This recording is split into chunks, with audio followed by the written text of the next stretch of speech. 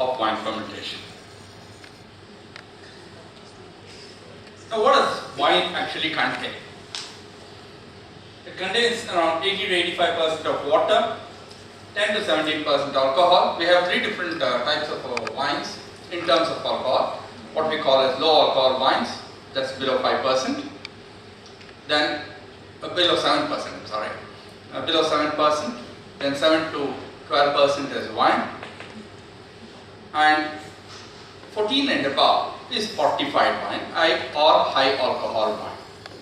That means to say alcohol is externally added, and that's why it is called as fortified wine. So acids 0.4 to 1%, sugar 0.1% in terms of dry wine, and up to 10% in terms of sweet wine.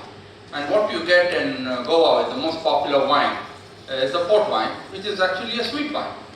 It contains around 10% of sugar. And flavoring and coloring substances 0.01% to 0.05%. And odor substances, aldehydes, esters, etc. and a small quantity of sulfides. We do have a regulation of sulfides. Now, what is the industrial highlights of our country? The cottage industry. Wine is still a cottage industry. Very few wineries have come up in our country.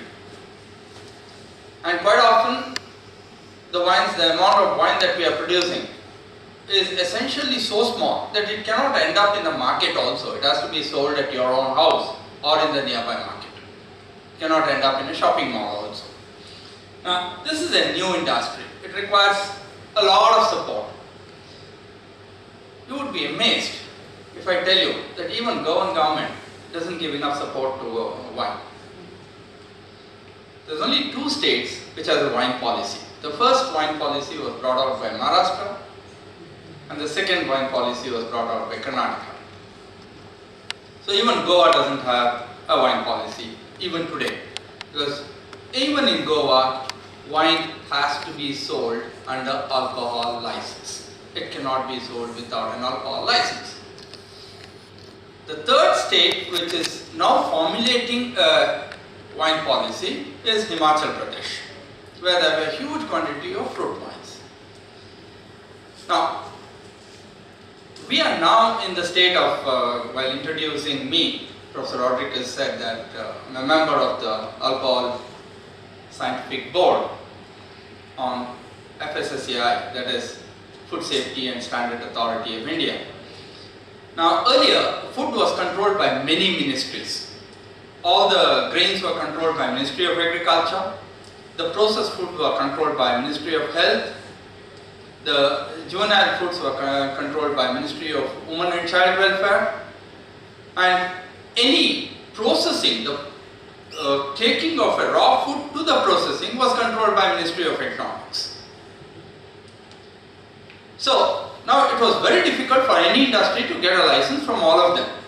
So now they have tried to put all of them together and call them, earlier we had BIS standards, AgMark standards, ISI standards, all of them dealing with various things under different ministries. Now we have the whole thing dealing under the Ministry of Health, under what is called as Food Safety and Standards Authority of India. Now, when Food Safety and Standards Authority came into existence, we had a huge problem. Which are the regulations to be followed? What are the regulations to be taken up? And then what they did was they made advisory committees at the bottom. Over them they made the scientific committees, and then over them they made the panels. So the advisory committee was supposed to formulate the rules and regulations for each and every item that we already have in our market and which is going to come in future. So we have around 36 advisory committees, and one of the advisory committee is on alcoholic drinks. And for the first time, alcoholic drinks is kept under what is called as food. Now, there is a huge argument. Even now the states are debating, even though the FSSAI has come into existence almost 6 years ago, we still have a debate. Why should alcohol be put under food? All that we have is a simple argument. alcohol is consumed by human beings. And when alcohol is consumed by human beings, it has to be regulated under the food law. So we are formulating, or we have already formulated, the whole alcoholic drink regulations, and under these regulations we have, for the first time, even alcohol has to declare, or the bottle of alcohol should declare all the ingredients that is present. Now, the alcohol industry has already gone to the Supreme Court and brought a stay order, but the full bench of Supreme Court has removed that stay order also. They don't want to declare what is present. I'll tell a very simple thing. There isn't a single bottle of brandy that is sold in India which is a brandy. Brandy has to come from distilled grape wine. What we today have as brandy in our country is alcohol from molasses with flavoring agents, coloring agents, bottled beautifully, labeled beautifully, and that we call it as brandy. And remember, brandy occupies almost around 14% of the total sale in our country, which is a huge amount. And whiskey, another very interesting thing, almost around 42% of the total sale of our country is whiskey. Whiskey should have a certain quantity of malt to be called as whiskey. But then 90% of our whiskeys don't have malt anywhere. It's only added color and added flavors. So that's the reason why they don't want to come under the food regulation and why they don't want to declare the ingredients, not anything else. Now when it comes to wine, yes, we are quite safe, wines are declaring already, and then few of the things what has to be declared, they are ready to declare it. A cottage winery producing wine would likely stem from an already existing orchard. This is a very important thing. Now I'll come back to this a little later, why it is important. New entrants of wine requires at least a 5 acre of land to put up an orchard and then start the winery.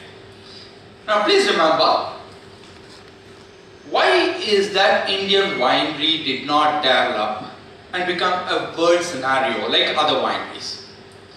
Now as botany students, you all know, grape come from two different species. Vitis vinifera and Vitis labruscus. Now all the wine that is produced in Goa and sold as wine is produced from Vitis labruscus, which is what we call as the table grapes. And world over, not a single country produces wine from Vitis labruscus. Vitis labruscus wine is produced only at home, or what is called as homemade wines. We are the only country which produces wine from Vitis labruscus, and that's the reason why we couldn't go into the international market at all. Because in the international market, Vitis vinifera is the only one which is accepted as a winery. And now in Nasik region and in Bangalore region, Vitis vinifera is grown, and Sulas, Grover, Heritage, all these people have come with their wines, which are from Vitis vinifera and not from labruscus. But today we still have a huge percentage of wine in our country coming from Vitis labruscus. Now off the stage, the Golconda wine that we all used to drink as a wine earlier is not a wine at all. It's alcohol, grape juice, flavor and preservatives. Now we are in a stage where we are maturing as an industry. We are not even in our infancy. We are still probably just born babies when it comes to wine industry in the world. So a fruit producer, the other scenario is a fruit producer. A fruit producer has to use and value his fruits to produce a good wine. Only then he can produce this good wine. If Australia, Chile and US can become the leaders in wine export in just 10 years, why can't we? Please remember, none of these countries are traditional wine producers. Australia was not a traditional wine producer. US was not a traditional wine producer. And Chile, a very, very funny country, which is the only country today having the true genome stocks of Vitis vinifera in the world. Even France, it was totally eradicated by powdery mildew. But in Chile, the old vinifera genome is still present and they are still cultivating it. And South American wines are today extremely priced. And thank God Shushma is not there, because South American wines are extremely salty because of the minerals that is present in the soil. You can taste the wine and tell that it is a South American wine, because it is salty and it has a smoky taste. A SWOT analysis, I'm sure you all know what a SWOT analysis is. I don't have to tell you what a SWOT analysis is. Strength, weakness, then it is actually O. Yeah, that's right. Opportunity and threat. Purposefully I put it as A so that people can correct me. Only otherwise you simply glance over the slide and then go away. It is strength, weakness, opportunity and threat. Every one of you would have done a SWOT analysis of yourself every now and then to find out what is your strength, what's your weakness, especially during your examination you do this. But you don't do the other two parts. What is your opportunity and what is your threat? Can you convert your weakness into strength and further strengthen your strength to a higher end? So strength, it's a sunrise industry. A well-developed grape cultivation